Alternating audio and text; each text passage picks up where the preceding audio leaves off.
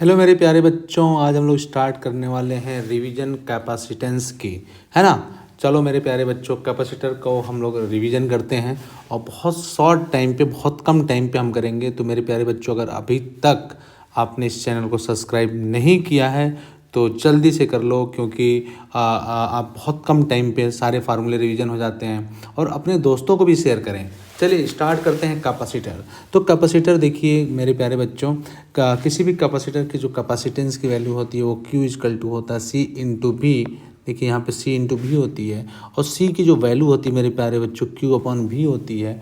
अब इसकी यूनिट की अगर मैं बात करूँ तो ये होता है चार्ज को हम यूनिट जो होती है कूलम और वोल्ट, है ना। तो कूलम पर वोल्ट को हम लोग क्या बोलते हैं, फैरेड बोलते हैं, राइट।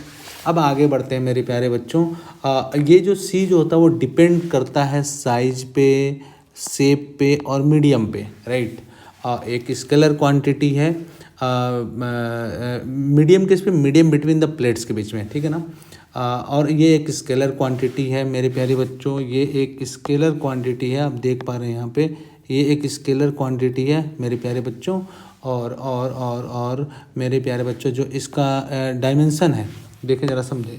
इसका जो डायमेंशन है मेरे प्यारे बच्चों, वो देख ले ज़रा समझे।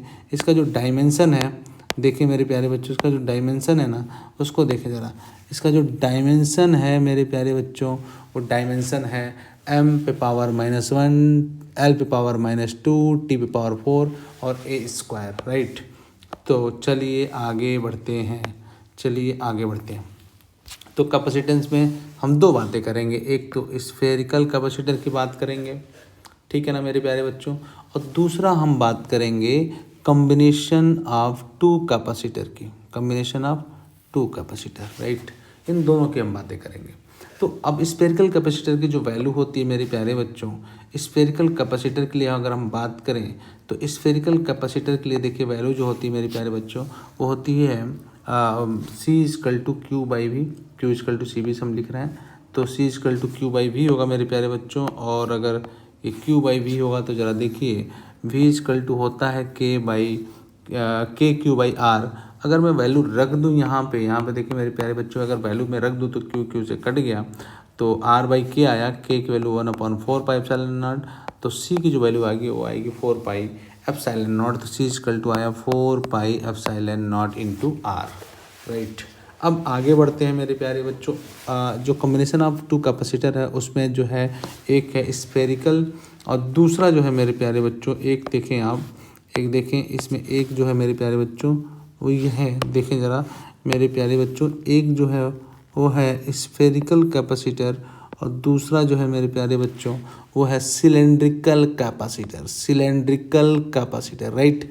और आगे हम बढ़ें तो इसकी जो सेल्फ एनर्जी है Q square by 8 pi epsilon not होता है, और C की जो वैल्यू होती है स्फेरिकल कैपेसिटर के लिए वो होता है 4 पाई एप्सिलॉन नॉट। देख पा रहे हैं मेरे प्यारे बच्चों, 4 पाई एप्सिलॉन नॉट और कितना AB by B minus A। और जब हम सिलेंड्रिकल कैपेसिटर की बात करते हैं, ज़रा ध्यान से देखें, एक एक करके एक एक फार्मूले को देखें। तो हम सिलेंड्रिकल कैपेसिटर की बात करते हैं मेरे प्यारे बच्चों, तो ये जो C की वैल्यू आती है वो आती है 2 pi epsilon not L log बेसी और B बाई A, राइट। तो चलिए अब बातें करते हैं, चलिए आगे और बातें भी करते हैं मेरे प्यारे बच्चों। स्फेरिकल कैपेसिटर में अगर जो बी प्लेट है वो इनफाइनाइट पे होता है, तो जो सी की वैल्यू होती है वो 4 पाई एप्सिलॉन नॉट इंटू ए हो जाती है, राइट। जो स्फेरिकल कैपेसिटर है उसकी तरह ही हो जाता है, राइट। चलिए आगे बढ़ते हैं। अब देखिए मेरे प्यारे बच्चों, दूसरा हम पॉइंट बात करेंगे वो है पैरेलल प्लेट कैपेसिटर की। तो ये रहा हमारा पैरेलल प्लेट कैपेसिटर। इस पैरेलल प्लेट कैपेसिटर की चर्चाएं थोड़ी सी हम कर लेते हैं, मेरे प्यारे बच्चों, ताकि आपको इसका आइडिया लग जाए कि किस तरह के क्वेश्चन बनते हैं और कैसे फार्मूले को याद करना है। देखिए मेरे प्यारे बच्चों, यहाँ पे दो प्लेट्स हैं। एक प्लेट जो है ना वो ये है, देखें मैं ग्रीन कलर से एक प्लेट को दिखा दे रहा हूँ। एक प्लेट ग्रीन कलर का है, राइट। इसको मैं थोड़ा सा बढ़ा देता हूँ ताकि आपको क्लियर दिखे। ये हमारा पहला प्लेट है जो ग्रीन कलर का, और दूसरा प्लेट जो है मेरे प्यारे बच्चों वो येलो कलर का मैं बना देता हूँ। ये हमारा दूसरा जो प्लेट है मेरे प्यारे बच्चों वो येलो कलर का मैंने बना दिया, राइट। इसको मैंने येलो कलर से बना दिया, राइट मेरे प्यारे बच्चों। तो देखें ज़रा, समझें, देखें मेरे प्यारे बच्चों, देखें। तो ये दूसरा प्लेट जो है इसको मैंने येलो कलर से बना दिया। आप देख रहे हैं इलेक्ट्रिक फील्ड लाइंस जो पॉजिटिव से निकल करके कहाँ को जा रही है, ये पॉजिटिव निकल करके नेगेटिव जा रही है, पॉजिटिव से निकल के नेगेटिव जा रही है, पॉजिटिव से लेके नेगेटिव जा रही है। यहाँ पे पॉजिटिव चार्ज है, यहाँ पे नेगेटिव चार्ज है। आउटसाइड में जो इलेक्ट्रिक फील्ड वो 0 है, राइट। तो मेरे प्यारे बच्चों हम थोड़ी बात करते हैं electric field due to one plate. अगर मैं एक प्लेट की बात करूं मेरे प्यारे बच्चों, तो एक प्लेट के लिए जो वैल्यू आती है सिग्मा बाई 2 एप्सिलॉन नॉट आती है, या क्यू के फॉर्म में देखें तो क्यू बाई 2 एप्सिलॉन नॉट आता है, राइट। लेकिन अगर मैं ई नेट देखूं तो दो प्लेटें हैं, दोनों प्लेटें की वजह से sigma by 2 epsilon not, sigma by 2 epsilon not दोनों को जोड़ेंगे 2 सिग्मा बाई 2 एप्सिलॉन नॉट आया, और इसकी जो वैल्यू आई सिग्मा बाई एप्सिलॉन नॉट या Q by A epsilon naught आया, राइट। और अगर मैं चेंज इन पोटेंशियल की बात करूँ तो V इक्वल टू होता है E इंटू डी, और E की वैल्यू है सिग्मा बाई एप्सिलॉन नॉट। तो आया कितना, अच्छा सिग्मा की वैल्यू Q बाई A, तो लिखें Q into D A epsilon not, है ना। तो ये आ गया हमारा इसकी वैल्यू, ये आ गया हमारा डेल V की वैल्यू, राइट मेरे प्यारे बच्चों। अब अगर मैं मीडियम की बात करूँ कि मीडियम में C की वैल्यू कितनी होगी, तो इसकी वैल्यू होती है A epsilon not epsilon R by D. Epsilon R को ही हम किससे दिखाते हैं, के से दिखाते हैं, तो जिसकी वैल्यू मेरे प्यारे बच्चों के ए एप्सिलॉन नॉट बाई डी हो जाता है, राइट। अब चलते हैं थोड़ी सी चर्चाएं और करते हैं कि अगर मैं कहता हूं मेरे प्यारे बच्चों यहाँ पे एयर है, यहाँ पे एयर हो, यहाँ मीडियम में एयर हो, तब हम क्या करेंगे, मीडियम में अगर एयर हो तब क्या करेंगे। अगर मीडियम में एयर होगा मेरे प्यारे बच्चों तो सी की जो वैल्यू होगी, सी की वैल्यू होगी वो कितनी हो, क्यू बाई डेल भी हो जाएगी, या डेल वी की वैल्यू कितनी हो जाएगी मेरे प्यारे बच्चों, Q D by epsilon not. और अभी हम लोगों ने देखा इसकी वैल्यू आ गई ए epsilon not by D, A epsilon not by D.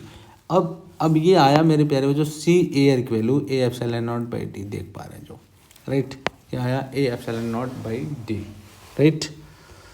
तो चलिए आगे बढ़ते हैं। तो जो इम्पोर्टेंट बातें हैं ज़रा उसको हम लोग जो है देख लेते हैं, क्या क्या इम्पोर्टेंट बातें हैं। तो यहाँ पे आ गया क्या क्या वैल्यू, देखिए ई डी टू प्लेट की बात अगर हम करें तो यहाँ पे मेरे प्यारे बच्चों क्यू बाई एप्सिलॉन नॉट है, ठीक है। ये बाकी हमें याद करने की ज़रूरत नहीं है, बस ये याद की ज़रूरत है कि अगर दोनों प्लेटों की बात करेगा तो कितना हो जाएगा, तब होगा मेरे प्यारे बच्चों सिग्मा बाई 2 एप्सिलॉन नॉट या क्यू बाई एप्सिलॉन नॉट। और जब ई नेट की बात कर देगा मेरे प्यारे बच्चों तो ये हो जाएगा सिग्मा बाई, ई नेट की जब बात करेगा तो ई नेट की वैल्यू जो आएगी मेरे प्यारे बच्चों वो आएगी sigma by epsilon not, right. चलिए अब मैं थोड़ी सी चर्चाएं करते हैं कि एनर्जी स्टोर्ड क्या होता है, एनर्जी स्टोर्ड की वैल्यू क्या होती है। तो ये रहा एनर्जी स्टोर्ड। ये तीसरे पे हम चलते हैं, तीसरे पे हम बात करते हैं कि एनर्जी स्टोर्ड क्या होगा मेरे प्यारे बच्चों। जो ई की वैल्यू होती है वो होती है ई इक्वल टू 1/CV², या हम लिख सकते हैं 1/2 Q²/C, या 1/2 QV, ये भी लिख सकते हैं मेरे प्यारे बच्चों।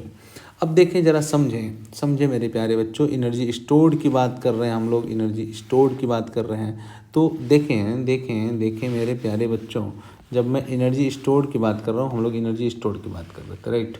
ये हम बातें कर रहे थे एनर्जी स्टोर्ड की, ठीक है, तीसरे पॉइंट पे। तो थोड़ा देखा जाए, इसको समझा जाए, समझने की कोशिश की जाए। देखें टी इक्वल टू 0 पे जो क्यू की वैल्यू होगी वो सी वी के बराबर होगी। एनर्जी स्टोर तो आ गया, अब क्यू की थोड़ी चर्चा करें। Q equal to C V आ जाएगी, और वर्क डन बाई बैटरी कितना होगा, क्यू इंटू वी, और क्यू की वैल्यू सी वी बराबर होगी, या तो CV² भी हम लोग लिख सकते हैं, ठीक है ना मेरे प्यारे बच्चों। थोड़ी सी चर्चाएं और करते हैं कि हीट डिसिपेशन कितनी होगी, कितनी हीट डिसिपेट करेगी यहाँ से।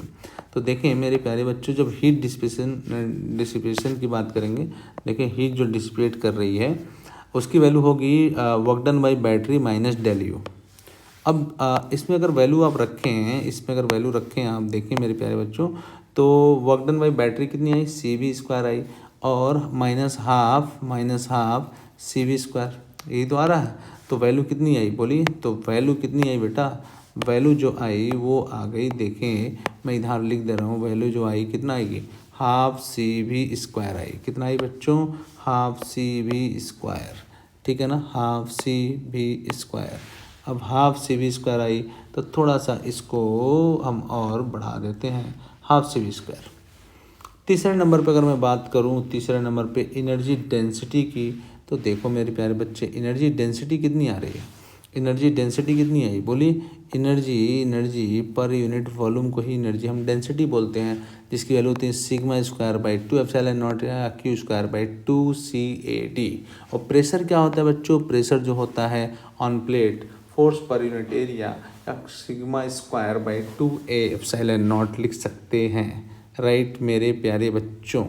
चलिए अब तीसरे से, अब तीसरे पॉइंट तो हो गए, अब थोड़ी सी चर्चाएं और करते हैं, चौथे पॉइंट पे चलते हैं, फिर हम लोग एक पॉइंट और ले लेंगे, ठीक है। अच्छा, आप एनर्जी लॉस कैसे लिखते हैं ज़रा ये भी देख लें। एनर्जी लॉस जब मुझे लिखना होता है, ये एनर्जी लॉस जब लिखना होता है तो हम क्या करते हैं, U initial, work done by battery, U final और यू लॉस। तो यू इनिशियल की value half C V square. अगर मैं बात करूं वर्क डन बाई बैटरी की, तो अभी हम लोगों ने देखा Q is equal to work done by battery equal to Q into del V. और यू फाइनल की बात करें तो half C V square, right, half C V square. तो मेरे प्यारे बच्चों हम लोग यहाँ से यू लॉस निकाल सकते हैं, राइट। अब चलिए, अब हम बात कर रहे हैं बेटा force between the plates, force between the plates. देखिए ज़रा फोर्स बिटवीन द प्लेट्स क्या होगा, क्यू कोई भी एक चार्ज ले लें और ई, ठीक है, ये रहा। तो अब बताएं मेरे प्यारे बच्चों, अब बताएं तो ई की वैल्यू कितनी हो जाएगी, क्यू बाई 2 एप्सिलॉन नॉट। तो मल्टीप्लाई होगा तो एफ की वैल्यू कितनी आ जाएगी, Q square by 2 epsilon naught, या फिर हम लिख सकते हैं sigma square into A by 2 epsilon not. ऊपर नीचे ए से मल्टीप्लाई कर दिया तो सिग्मा के टर्म में भी आ गया sigma square A by 2 epsilon not, क्योंकि क्यू बाई ए को अपन लोग सिग्मा लिख सकते हैं। लेकिन मेरे प्यारे बच्चों आपको ये वाला फार्मूला याद करना है, ये वाला फार्मूला याद करना है, राइट। और अगर मेरे प्यारे बच्चों मैं इसी में एक स्प्रिंग ले लूँ कि ये कैपेसिटर की प्लेट है, यहाँ पे स्प्रिंग लग गया है जिसकी स्प्रिंग कांस्टेंट के है, तो ये कितना इलोंगेट होगा, तो के एक्स की वैल्यू जो होगी मेरे प्यारे बच्चों होगी Q square by 2 A epsilon not, right. तो मेरे प्यारे बच्चों आशा करते हैं ये बातें आपको समझ में आई होंगी। चलिए अब बात करते हैं मेरे प्यारे बच्चों, अब मैं बात करता हूँ कम्बिनेशन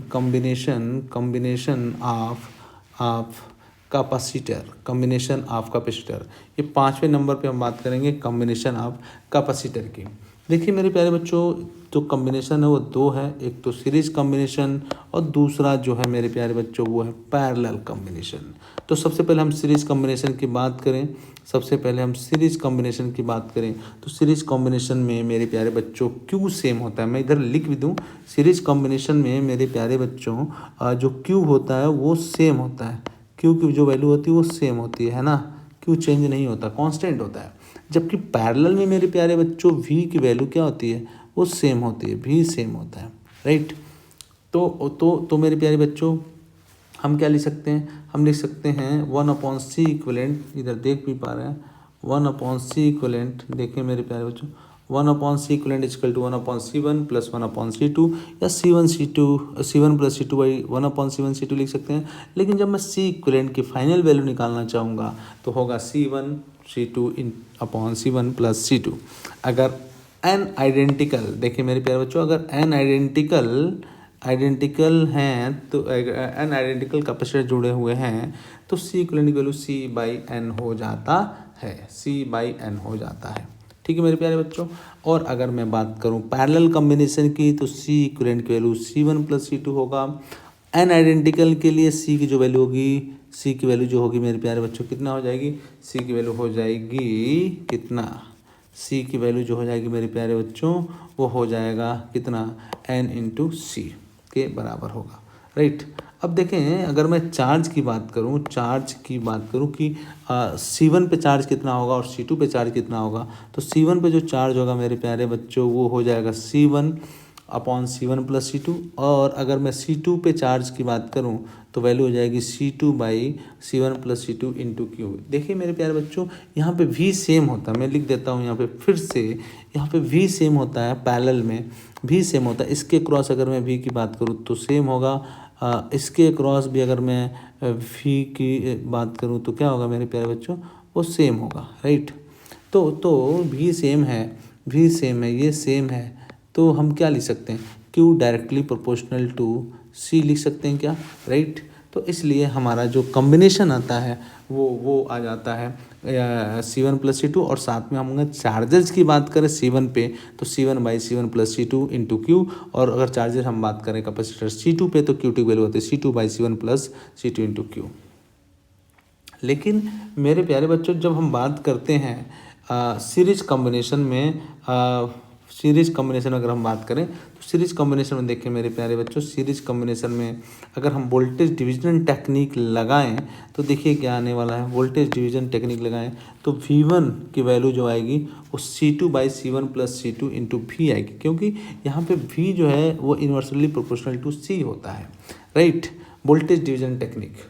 और अगर मैं V2 की बात करूँ, V2 क्या है, potential across C2, series combination की बात करें तो आएगा C1 upon C1 plus C2 into V। तो इतनी बातें मेरे प्यारे बच्चों आपको समझ में आई होंगी, इतनी बातें मेरे प्यारे बच्चों आपको समझ में आई होंगी। थोड़ा सा आगे बढ़ते हैं, और मेरे प्यारे बच्चों अगर आपने अभी तक इस चैनल को सब्सक्राइब नहीं किया तो प्लीज़ इसको जाएं और सब्सक्राइब करें, अपने दोस्तों को भी बताएं। देखिए यहाँ पे मैं बना भी देता हूँ, अपने दोस्तों को भी इसके बारे में बताएं कि फिजिक्स डेली कन्हैया यादव पे आपको पूरे फार्मूले मिल जा रहे हैं, है ना। तो ये बच्चों अपने दोस्तों से बताएं, ठीक है ना। चलिए ताकि मुझे एक मोटिवेशन मिले कि मैं और भी वीडियो बना सकूँ, ठीक है ना मेरे प्यारे बच्चों। चलिए अब हम लोग बात करते हैं व्हीटस्टोन ब्रिज की। व्हीटस्टोन ब्रिज की बात किया जाए मेरे प्यारे बच्चों, व्हीटस्टोन ब्रिज की, चलें व्हीटस्टोन ब्रिज की बात कर लिया जाए। मैं हूँ केवी सर, देखें मैं हूँ केवी सर और मेरे प्यारे बच्चों मुझे 14 इयर्स लगभग पढ़ाते हुए हो गया। मैं अलग अलग हिस्सों में, देश के अलग अलग हिस्सों में अलग अलग कोचिंग सेंटर में पढ़ाया है। तो मेरे प्यारे बच्चों आशा करते हैं मेरे प्यारे बच्चों कि आप इसको बेहतर करने की कोशिश करेंगे, इसको और भी समझने की कोशिश करेंगे और अपने अनुभवों को मैं कोशिश करूँगा आप तक पहुँचाने के लिए, ठीक है ना मेरे प्यारे बच्चों। चलिए आगे बढ़ते हैं, चलिए मेरे प्यारे बच्चों आगे बढ़ते हैं, राइट। चलिए अब बात कर लेते हैं मेरे प्यारे बच्चों व्हीटस्टोन ब्रिज का थोड़ी सी चर्चाएं करते हैं।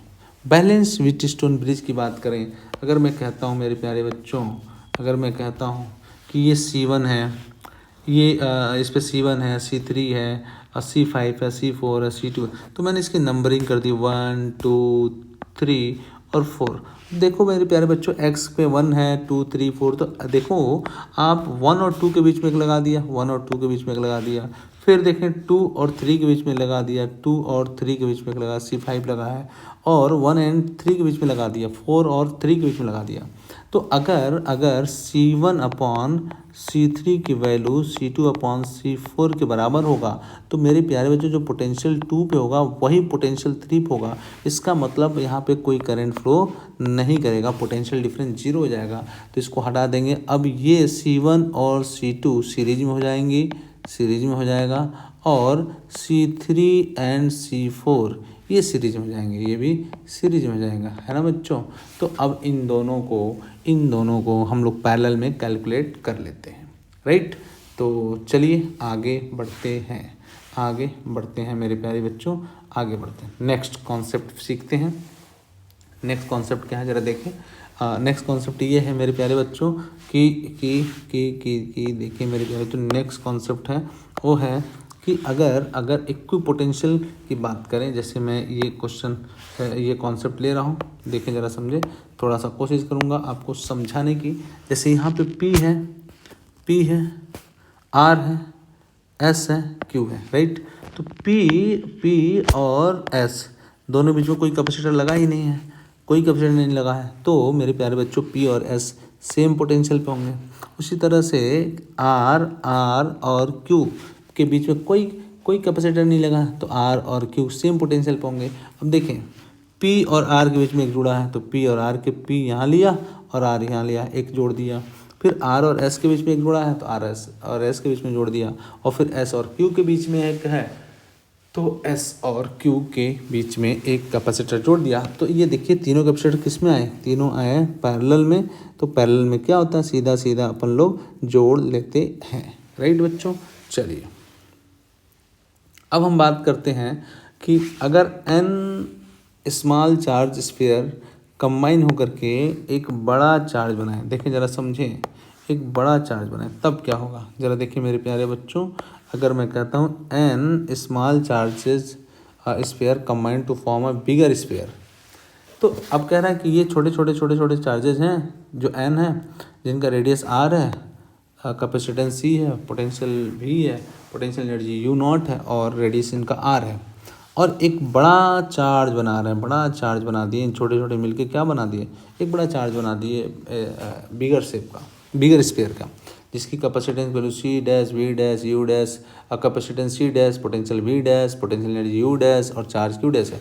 तो सबसे पहले देखें चार्ज की जो वैल्यू होती है Q equal to N Q होगी, जो कैपेसिटेंस की वैल्यू होगी वो C dash equal to N पे पावर 1/3 होगी, जो पोटेंशियल एनर्जी की बात होगी वो होगी एन पे पावर 5/3 यू नॉट होगी, और आर की जो वैल्यू होगी मेरे प्यारे बच्चों एन पे पावर 1/3 आर होगी। क्यों ऐसा कैसे लिख पाते हैं, ज़रा एक मिनट ज़रा इसको समझ तो लेते हैं मेरे प्यारे बच्चों। जो वॉल्यूम होता है ना, देखिए वॉल्यूम वो तो सेम होगा, तो एन वी की वैल्यू स्मॉल के लिए इक्वल टू होता है, ये वॉल्यूम है बेटा, वो होता है कैपिटल वी विगर के लिए, ठीक है। तो अब मैं लिख सकता हूँ एन इंटू, मैं इधर आगे लिख लेता हूँ, मैं लिख सकता हूँ N into 4/3 pi small R cube equal to 4/3 spherical shape का जो वॉल्यूम होता है बच्चों वो होता है 4/3 pi R cube. 4/3 pi cut गया, तो बचा कितना मेरे प्यारे बच्चों, N R cube equal to capital R cube, right. या फिर मैं लिख सकता हूँ मेरे प्यारे बच्चों, लिख सकता हूँ small capital R equal to N पे पावर 1/3 स्मॉल आर, राइट मेरे प्यारे बच्चों। चलिए तो आगे बढ़ते, मैं इसको यहाँ पे लिख देता हूँ ताकि आपको क्लियर हो जाए, है ना मेरे प्यारे बच्चों। चलो बच्चों, अब हम बात करते हैं कनेक्टिंग ऑफ टू कैपेसिटर। दो कैपेसिटर के कनेक्शन की चर्चाएं कर लिया जाए, दो कैपेसिटर की कनेक्शन की चर्चाएं कर लिया जाए, ठीक है प्यारे बच्चों। चलिए देखिए, अब केस इसमें दो केसेस बनता है। पहला केस तो बनता है कि ये पहला केस, ठीक है, पहला केस बनता है ये है कि अगर दो कैपेसिटर हैं, देखिए ज़रा समझे, दो कैपेसिटर हैं और सेम पोलारिटी से जोड़ दिया जाए, सेम पोलारिटी से, देखिए सेम पोलैरिटी, अगर इसका मतलब ये पॉजिटिव से जुड़ गया, पॉजिटिव से जुड़ गया और निगेटिव से जुड़ गया, तो मेरे प्यारे बच्चों before charge and after charge का कॉन्सेप्ट होता है, और चार्ज तो कंजर्व रहेगा, Q initial equal to Q final के बराबर होगा। देखें क्यू इनिशियल की वैल्यू क्यू फाइनल के बराबर होगा, राइट। तो मेरे प्यारे बच्चों बिफोर के लिए देखें ज़रा, बिफोर के लिए चार्ज की वैल्यू कितनी है, बोलिए, बिफोर के लिए चार्ज की वैल्यू है Q1 equal to C1V1 plus C2V2, और आफ्टर के लिए चार्ज कितना होगा, वो होगा C1V प्लस C2V।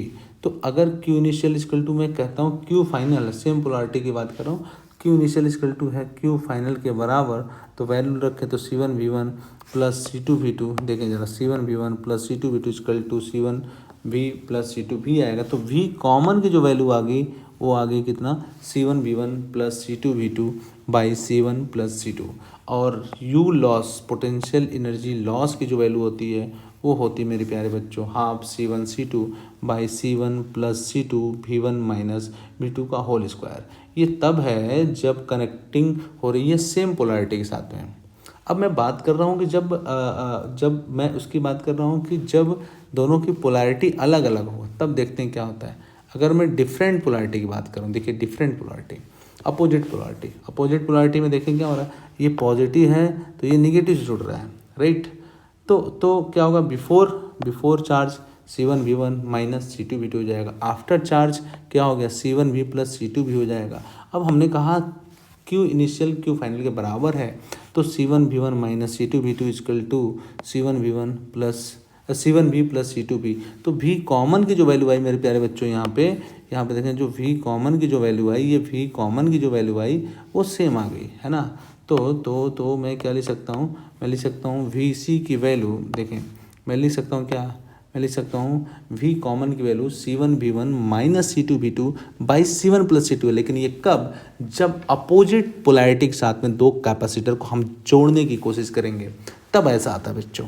और फिर से मैं ये बात करता हूँ कि अगर आपने अभी तक इस चैनल को सब्सक्राइब नहीं किया है तो प्लीज़ करें, ताकि हमें भी एक मोटिवेशन मिले और अपने दोस्तों को भी बताएं, है ना बच्चों। चलिए आगे बढ़ते हैं, इसको शेयर करें, सब्सक्राइब करें, लोगों तक पहुंचाएं और बताएं कि किस तरीके से आप फ्री ऑफ कॉस्ट में एजुकेशन पा रहे हैं। और हम आपको फार्मूले जो हैं वो बच्चे हम याद कराने की कोशिश कर रहे हैं। मेरे प्यारे बच्चों, मैं हूं कन्हैया वासुदेव सर यानी केवी सर, और आप जो चैनल देख रहे हैं वो है फिजिक्स डेली कन्हैया यादव, जिसमें हम कैपेसिटर का रिवीजन कर रहे हैं कम समय में। चलिए अब आगे बढ़ते हैं मेरे प्यारे बच्चों, आगे बढ़ते हैं और देखते हैं दूसरे फार्मूले को। देखिए अब दूसरा जो फार्मूला है मेरे प्यारे बच्चों वो ये है कि किसी कैपेसिटर के अंदर अगर मैं डाइलेक्ट्रिक इन एक्सटर्नल इलेक्ट्रिक फील्ड में रखते हैं तो क्या होता है ना। किसी कैपेसिटर के अंदर अगर मैं डाइलेक्ट्रिक रख दूं और उसको किसी एक्सटर्नल फील्ड में रखूं तो क्या होता है, एक्सटर्नल इलेक्ट्रिक फील्ड में रखूं तो क्या होता है, हम इसकी चर्चाएं करने वाले हैं, राइट। चलिए अब देखिए बच्चों क्या क्या हो सकता है। तो दो बातें होती हैं इसमें। पहली बात तो ये देखें ज़रा, पहली बात तो ये होता है कि इंसुलेटर जो होते हैं हमारे वो पोलराइज हो जाते हैं इलेक्ट्रिक फील्ड में। दूसरा जो होता है, जो डाइलेक्ट्रिक कांस्टेंट के होता है या एप्सिलॉन आर होता है, एयर के लिए या वैक्यूम के लिए 1 होता है और मेटल के लिए इनफाइनाइट होता है, राइट मेरे प्यारे बच्चों। अगर मैं देखें, अगर हम लोग यहाँ पे देखें मेरे प्यारे बच्चों, यहाँ पे अगर ये देखिए डाइलेक्ट्रिक बीच में रख दिया तो एक्सटर्नल इलेक्ट्रिक फील्ड तो है ही है, लेकिन यहाँ पे देखें, यहाँ पे जो इलेक्ट्रिक फील्ड है वो क्या हो रहा है, वो पोलराइज्ड होने की वजह से जो इंड्यूस इलेक्ट्रिक फील्ड है वो अपोजिट डायरेक्शन में हो रहा है, ठीक है, उसका डायरेक्शन अपोजिट हो रहा है इंड्यूस का। तो ई नेट की वैल्यू क्या हो जाएगी, मैं एक बार लिख देता हूँ। इलेक्ट्रिक फील्ड का डायरेक्शन किधर, इधर की तरफ है जो हम अप्लाई किए, ठीक है। इसके अंदर इंड्यूस इलेक्ट्रिक फील्ड कैसा आ रहा है, उसके अपोजिट आ रहा है। तो ई नेट की वैल्यू देखिए मेरे प्यारे बच्चों, तो ई नेट की वैल्यू कितनी आएगी, ई माइनस ई इंड्यूस, है कि नहीं। और हम लोगों ने देखा है कि अगर किसी भी इलेक्ट्रिक फील्ड के बीच में मीडियम अगर हम लगा दें, कोई मीडियम डाल दें, तो ई की जो वैल्यू होती है वो कितने टाइम घट जाती है, ई बाई के टाइम घट जाता है। तो हम ई नेट की वैल्यू ई बाई के रख दिए, ई माइनस ई इंड्यूस आ गया, ई इंड्यूस की वैल्यू इसको इधर लाइए तो ई माइनस ई बाई के आ जाएगा। तो ई इंड्यूस की वैल्यू ई कॉमन कर लो 1 माइनस 1 बाई के हो जाता है। और चार्ज की वैल्यू बात करें तो मेरे प्यारे बच्चों, चार्ज की वैल्यू हो जाएगी क्यू इंड्यूस की वैल्यू होगी क्यू 1 माइनस 1 अपॉन के, राइट। तो ये हमारा हो गया। अगर अब यही बात मैं कहूँ, ये 10वें नंबर का है, ठीक है। अब मैं यही बात कहता हूँ कि अगर किसी capacitor slab in the capacitor की बात करें तो सी की जो वैल्यू होती है के ए एप्सिलॉन नॉट बाई डी हो जाएगा, और सिग्मा की वैल्यू जो होगी, चार्ज डेंसिटी जो होती है सिग्मा 1 माइनस 1 अपॉन के हो जाएगा, और क्यू इन की जो वैल्यू होगी क्यू 1 माइनस 1 अपॉन के होगा। अभी हम लोगों ने इस चीज़ को देखा ही है, राइट। चलिए अब हम थोड़ी सी चर्चाएं और करना चाहते हैं कि effect of inserting dielectric in capacitor क्या होता है। तो इसमें दो केसेस होते हैं बेटा। केस 1 जो है, ये देखिए केस 1, मैं आपको थोड़ा सा दिखाने की कोशिश करूँ। ये केस 1 है, ठीक है। एट केस 1 जब बैटरी हमारा कनेक्टेड रहता है, तो जब बैटरी कनेक्टेड रहता है मेरे प्यारे बच्चों, ये देख पा रहे होंगे, ये हाइलाइटर्स दिखा रहा हूँ मैं। जब बैटरी कनेक्टेड रहता है केस 1, तो जो पोटेंशियल होगा वो कांस्टेंट होगा। तो जो सी की वैल्यू होती है, चलिए मैं लिख देता हूँ, जो सी की वैल्यू होती है वो बढ़ जाती है, ठीक है। जो सी की वैल्यू होती है मेरे प्यारे बच्चों बढ़ता है। मैं फिर से लिख देता हूँ, जो सी की वैल्यू है वो के टाइम्स बढ़ जाती है, राइट। वी कांस्टेंट है तो इसकी वजह से एक चीज़ और देख सकते हैं, आप देख सकते हैं Q इक्वल टू होता है C इंटू वी, और V कांस्टेंट है, V सेम रह रहा है ना, V कांस्टेंट है, तो Q डायरेक्टली प्रोपोर्शनल टू किसके, C के। तो अगर मैं कह रहा हूँ कि Q जो है C जो है K टाइम्स बढ़ता है डायरेक्टली डालने से, तो Q की वैल्यू भी तो बढ़ेगी, तो Q की वैल्यू भी बढ़ा दिया K टाइम्स, है ना। और V कांस्टेंट है, और E की वैल्यू कितनी हो जाती है, E इक्वल टू होता है V/D। अगर V कांस्टेंट है तो ऑब्वियस सी बात है E भी कांस्टेंट होगा, लेकिन जो पोटेंशियल एनर्जी होती है वो K टाइम्स बढ़ता है ना, K टाइम्स बढ़ता है। क्यों भैया, क्योंकि U की वैल्यू हो जाती है क्या, Q²/2 से, शायद याद तो हम लोग किए थे, U की वैल्यू या CV², यहाँ से अगर C बढ़ रहा है तो U की वैल्यू भी तो बढ़ेगी मेरे प्यारे बच्चों, बढ़ेगी कि नहीं बढ़ेगी, बोलिए। अब मैं दूसरी चर्चा कर लेता हूँ, जब बैटरी को रिमूव कर दिया जाए, बैटरी को रिमूव करेंगे तब क्या होगा, देखें ज़रा। हमने क्या कि बैटरी को रिमूव कर दिया, देखिए ये बैटरी जो है, ये देखें, ये जो केस 2 है इसको ज़रा ध्यान से देखें, ये जो केस 2 है इसको मैं एक हाईलाइट कर देता हूँ। ये केस 2 जो बैटरी को हम लोग क्या कर रहे हैं, बैटरी, रुकिए मैं इसको हाईलाइट कर रहा हूँ, यहाँ पे देखिए बैटरी को हम लोग क्या कर रहे हैं, बैटरी को मेरे प्यारे बच्चों यहाँ पे रिमूव कर रहे हैं, तब क्या होगा, बैटरी को रिमूव कर दीजिए तब क्या होगा। और अगर बैटरी को आपने, ये बैटरी को रिमूव कर दीजिए, रुक जाइए इसको मैं चेंज कर दूँ, थोड़ा हाईलाइट कर दीजिए, बैटरी को रिमूव कर दिया, सेकंड केस, और इसमें बैटरी को हम कनेक्टेड रखें, तो दोनों केसेस पूछता है ना मेरे प्यारे बच्चों, तो दोनों तो अपने को जानना है। तो अगर बैटरी को रिमूव करेंगे तब क्या क्या होगा, बैटरी को रिमूव करेंगे तो Q की वैल्यू कांस्टेंट होगी, Q कांस्टेंट होगा, ठीक है, चार्ज कांस्टेंट होगी, और Q इक्वल टू होता है C इंटू वी। देखें Q इक्वल टू होता है C इंटू वी, तो अगर Q सेम है तो C जो होगा 1/V होगा, ठीक है। तो हम लोगों ने देखा जब डाइलेक्ट्रिक डालते हैं किसी कैपेसिटर के बीच में तो C की वैल्यू तो बढ़ रही है, C की वैल्यू बढ़ रही है, देखें C की जो वैल्यू है मेरे प्यारे बच्चों वो तो बढ़ रही है K टाइम से, अभी हम लोगों ने बढ़ा, लेकिन जो V की वैल्यू होगी, अगर C बढ़ रहा है तो V की वैल्यू क्या होगी, घटेगी, देखिए घटेगी, और क्यों, V इक्वल टू Q/C होता है। E की वैल्यू कितनी हो जाएगी, E/K हो जाएगी, E भी घटेगा, है ना। और पोटेंशियल एनर्जी जो होगी वो क्या होगी, U/K हो जाएगी, ये भी घटेगा, क्योंकि U की जो वैल्यू होती है Q²/2C होता है। क्या ये बातें आपको समझ में आ रही मेरे प्यारे बच्चों, आ रही है। चलिए तो अब आगे बढ़ते हैं मेरे प्यारे बच्चों, अब हम चलते हैं कि अगर हमारे कैपेसिटेंस 12वें नंबर पे, capacitance for the multiple dielectric medium हो तो क्या होगा। देखिए मेरे प्यारे बच्चों, अब मैं एक क्वेश्चन एक कैपेसिटर लेता हूँ जिसकी क्रॉस सेक्शनल एरिया A है, उनके प्लेटों के बीच का डिस्टेंस D है, तो मेरे प्यारे बच्चों C की वैल्यू क्या होगी, तो C की वैल्यू होगी A/0D-T + T/K। यहाँ से मैं A/0D-T कॉमन करता हूँ तो 1-1/K आ जाएगा। तो ये अगर किसी भी कैपेसिटर के प्लेटों के बीच में पूरी तरह से स्लैब न डाल के T थिकनेस का डाल दें तो C इक्वल टू होता है A/0D-T। अगर कॉमन कर लें T को तो 1-1/K होता है, अगर कॉमन ना करें तो A/0D-T + T/K होता है, राइट। चलिए आगे बढ़ते हैं मेरे प्यारे बच्चों। अगर मैं कहता हूँ कि यहाँ पे एरिया तो सेम है, एरिया सेम है दोनों कैपेसिटर के लिए, तो C1 की वैल्यू कितनी हो जाएगी, A/0। देखें ज़रा समझें, C1 की जो वैल्यू होगी वो कितनी हो जाएगी मेरे प्यारे बच्चों, C1 की जो वैल्यू होगी वो हो जाएगी A/0 K1 A/0/D1, और C2 की जो वैल्यू होगी वो होगी K2 A/0/D2। देख पा रहे हैं, ठीक है। और अगर यहाँ पे देखें K1 और K2 जहाँ पे लिखा मैंने इस वाले केस में, तो यहाँ पे देखें ये A1 है और ये A2 है, इस बार एरिया ऑफ क्रॉस सेक्शन बदल गया, लेकिन जो D की वैल्यू है वो तो सेम रह रहा है, D नहीं बदल रहा है मेरे प्यारे बच्चों। तो अब देखें ये दोनों तो सीरीज में कनेक्टेड था, लेकिन यहाँ पे एक पैरेलल में कनेक्टेड है, तो देखें ये C1 की वैल्यू K1 A/0/D है, और C2 की वैल्यू कितनी है वो है K2। देखें K2, देखिए मेरे प्यारे बच्चों वो है K2 A2 epsilon not by D, ये C2 वैल्यू है।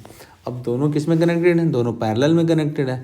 पैरेलल में कनेक्टेड है मेरे प्यारे बच्चों, तो सी इक्वलेंट क्या लिखेंगे? C1 plus C2। और यहाँ पे मैं क्या लिखता? यहाँ पे सी इक्वलेंट क्या लिखता? C equivalent is equal to C1 C2 by C1 plus C2। खत्म, वैल्यू ऐसे रख देते हैं, ऑप्शन मतलब आंसर आ जाता है। और अगर यहाँ पे देखिए K1 है, K2 है, K3 है, K4 है, इस बार एरिया भी बदल गया दोनों का, ये A1 है और A2 है, तो C1 C2 जो होंगे वो किस में होंगे? ये पैरेलल में होंगे, सॉरी सीरीज में होंगे। और C3 C4 किस में होंगे? ये भी सीरीज में होंगे। C1 देखें बेटा, मेरे प्यारे बच्चों देखो तो C1 और C2 किस में है? सीरीज में है। और C3 और C4 किस में है? C1 एंड C2 किस में है? सीरीज में। C3 C4 किस में है? सीरीज में। और ये दोनों का किस में है? पैरेलल में है ना। और मेरे प्यारे बच्चों, मैं फिर से कहता हूँ कि अगर आपने अभी तक इस चैनल को सब्सक्राइब नहीं किया है तो प्लीज़ करें, ताकि और भी वीडियो आप तक पहुँचते रहें। सिर्फ आधे घंटे देखिए और कैपेसिटर तैयार। मैं हूँ KB सर, मेरा नाम है कन्हैया वासुदेव, KB सर बोलते अपने को। आप गूगल पे भी सर्च कर सकते हैं एक बार। मेरे प्यारे बच्चों, मुझे 14 साल हो गए पढ़ाते हुए।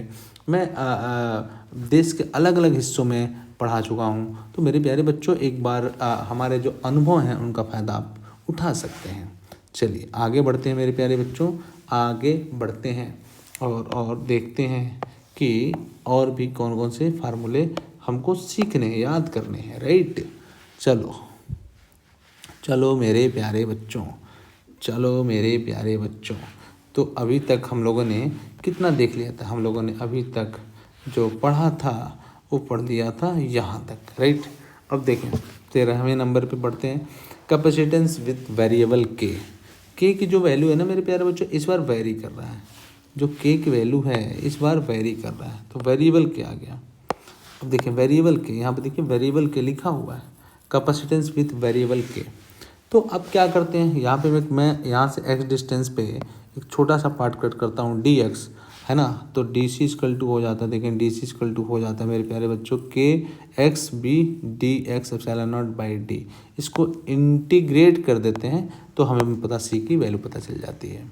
और अगर मान लीजिए पैरेलल प्लेट कैपेसिटर है, a की वैल्यू हम निकाल देते हैं b इंटू एल। यहाँ पे देख सकते हैं आप, यहाँ पे a की वैल्यू हम b इंटू एल निकाल सकते हैं, राइट।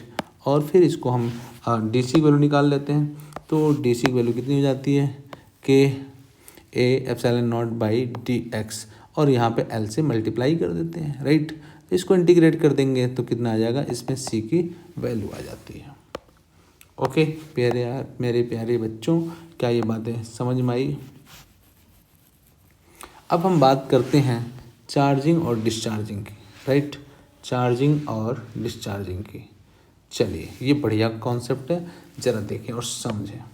चार्जिंग और डिस्चार्जिंग की बात करें मेरे प्यारे बच्चों, मैं थोड़ा सा इसको नीचे रख लिया, हाँ जी। ये चार्जिंग और डिस्चार्जिंग की बात करें, देखें ज़रा समझें। चार्जिंग और डिस्चार्जिंग मेरे प्यारे बच्चों, जो चार्जिंग और डिस्चार्जिंग है, देखें यहाँ पे चार्जिंग की बात करेंगे, डिस्चार्जिंग की बात करेंगे, तो इसमें 3 केसेस थी। एट टी इक्वल टू 0 पे पहली बात हम फार्मूला देख लें। जो फार्मूला आता था मेरे प्यारे बच्चों, जो Q की वैल्यू आती थी, Q equal to Q equal to Q not, देखें मैं इधर बना दिया हूँ, फिर से देख लीजिए। Q की जो वैल्यू आती थी मेरे प्यारे बच्चों, वो आता है Q equal to Q naught 1 minus E पे पावर T बाई RC। मैं लिख देता हूँ यहाँ पे जो वैल्यू आती है मेरे प्यारे बच्चों Q की, देखें समझें। Q की जो वैल्यू आती है मेरे प्यारे बच्चों, देखें मैं क्या लिख देता हूँ ना, मैं लिख देता हूँ यहाँ पे, लिख देता हूँ ना, ताकि आपको याद रहे। मैं इस पे लिख देता हूँ ताकि आपको याद रहे मेरे प्यारे बच्चों, ठीक है। मैं लिख देता हूँ, अब देखें ज़रा समझें। मैं यहाँ लिख देता हूँ मेरे प्यारे बच्चों, देखें जो Q की वैल्यू होती है वो होती है Q equal to Q naught 1 minus E पे पावर T बाई RC। अब T की मैं अलग अलग वैल्यू लेता हूँ, T की वैल्यू 0 लिखता हूँ तो चार्ज 0 हो जाता है। और मैंने कहा T इक्वल टू 0 पे कैपेसिटर हटाओ, कंडक्टिंग वायर लगा दो तो चार्ज 0 हो जाता है। T इक्वल टू T पे हम लोग क्या करते हैं, T इक्वल टू इनफाइनाइट बोलते हैं, T इक्वल टू इनफाइनाइट पे टी इजकल टू इनफाइनाइट पे जो स्टेट होता है उसको स्टेडी स्टेट बोलते हैं। उसमें कैपेसिटर हटाते हैं और ओपन कर देते हैं, राइट। और टी की वैल्यू जब आर बाई सी होता है, इसको देखिए, T is equal to R by C होता है, सॉरी आर सी होता है, सॉरी, टी की वैल्यू जब आर सी के बराबर होता है तब क्या होता है, उस केस को हम लोग बोलते हैं टाइम कांस्टेंट। और उस केस में हम लोग प्यारे बच्चों जो वैल्यू रखते हैं वो आती है कितनी, वो आती है 0.63 CE, राइट। तो 3 केसेस हैं, इन तीनों केसेस को जानते हैं क्योंकि वहाँ पे कट के e⁻⁻1 आ जाता है और इसकी वैल्यू आती है 0.37, राइट। और ये अपना जो है इसके लिए मेरे प्यारे बच्चों ग्राफ है Q और T का, ये ग्राफ है Q और T का, ये ग्राफ है, ठीक है बच्चों, ये Q और T का ग्राफ है। सिमिलरली हम डिस्चार्जिंग के लिए देखते हैं। डिस्चार्जिंग के लिए जो फार्मूला होता है मेरे प्यारे बच्चों, ये होता है Q is equal to Q0 e⁻⁻t/RC। और यहाँ पे एक बार t की वैल्यू 0 रखते हैं, एक बार t की वैल्यू t रखते हैं।